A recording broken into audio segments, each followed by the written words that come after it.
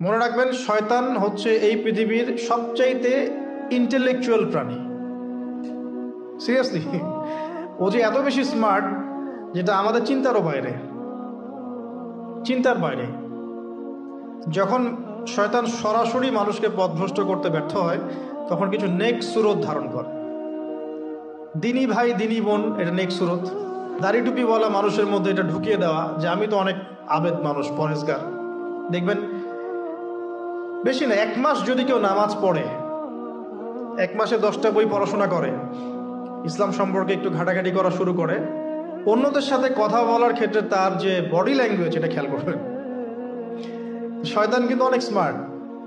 এভাবে শয়তান অনেকভাবে মানুষকে প্রতারিত করতে পারে। সো শয়তানের নেক্সট শুরুতে ধোকায় পা দিবেন না। আল্লাহ পাক আমাদের সবাইকে হেফাজত করুন। আমিন।